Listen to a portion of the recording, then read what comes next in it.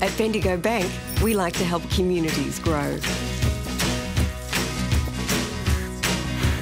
We concentrate on delivering you great products and services. I like you so very much. So much, in fact, I gotta wake you up. It's not that I have words. Because we know that if you grow, the community will grow with you.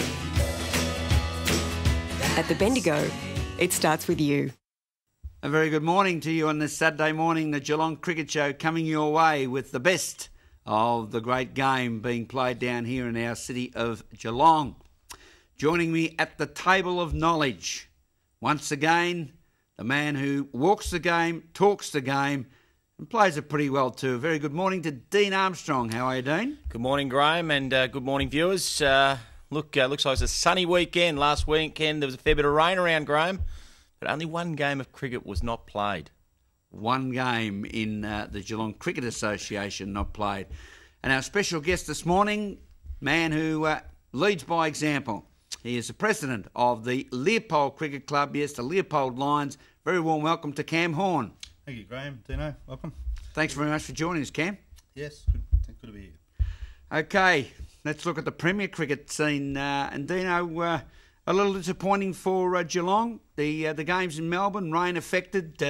Toorak Park not able to be played, so no points allocated in the first 11. The second 11 game, Geelong had a good win after posting over 200 runs down here at the Geelong Cricket Ground, and there was no play in the third 11, up again at Como Park, and down at the Geelong Cricket Ground, the fourth 11 were able to get a result. But I suppose one of the most important elements from the Geelong Cricket Club viewpoint is their first round in 2020 competition for the Primary Edge Cup, where Carlton came out and smashed a world record 2020 score of 1 for 264 and really gave Geelong a bit of a thumping. But a world record, 20 overs, 1 wicket down, 264 runs at the Geelong Cricket Ground. Did you have the privilege to be there, Graham? I had the privilege of, I won't say the privilege, I had the enjoyment in from one cricket perspective of sitting there and watching it,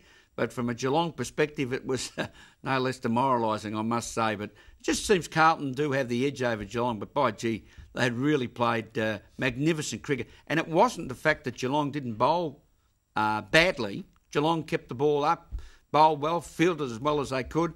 Lost Luke Muller with a bit of a calf strain, but partway through the game. But Carlton just absolutely plundered, as you can imagine. 20 overs and 264 runs, a world record. So congratulations to Carlton Cricket Club.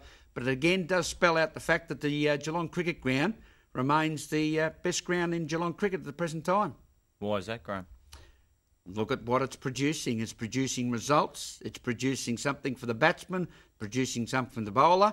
And all things being equal, if Geelong continue on their winning way, they could have some home finals, which may disrupt our plans as far as the Geelong Cricket Association may be playing a grand final down at the Geelong Cricket Ground. But I'll still stick with Newtown and Jewel. Keep up the great work, GT. You're putting out a good wicket there, mate, and I'll still push for Stinton Oval, although there was some comments during the week. Don't know, I believe. On what, Graham? On the my push for Newtown and Jewel for the GCA Grand Final. Oh, I'm not sure. I haven't heard much around the traps. Did you hear something, Graham? I did hear some feedback, yes, and you did too, you little flybag. Cam, as president of Leopold, how have you generally found the grounds around Geelong this season? With the introduction of the new Santarana wickets to those grounds, they're quite good. They're exceptional, actually. Newtown's ground is good. It's come on real well. Happy with it. We're playing our Sunday games there. Our ground, unfortunately, at the moment is in that position. It's being done up, and we should be available to play. And they're telling me January 24th. We'd like to have some finals there. That'd be nice. We'd be ready for that, maybe. We've put some Santana actual wicket in, and we've got right wickets at the moment, so it'll be in pretty good condition come this time next year. And the good growth starting to come through already? It is actually. They've done it a little bit differently, I think. They've actually put more turf into the wicket, into the actual outfield than they did with Newtown early last year, and it's actually coming on quite well. So good. Well, that's good news as far as grounds concerned, particularly out at Leopold Memorial Park. Beautiful ground out there, and let's see it come up very, very well indeed, and we can get cricket being played out there in the latter part of January. On the Cricket Victoria scene, Premier-wise, the Geelong Cricket Club continued to travel well. Their first 11 sitting fourth on the ladder. Second 11 sitting in currently also in fifth position on the ladder. Third 11 in fourth, and the fourth 11 in fourth. So, Dino, the Geelong Cricket Club 4-11s are playing pretty consistent cricket. I mean, the first 11, they've only dropped 2 games so far out of 7.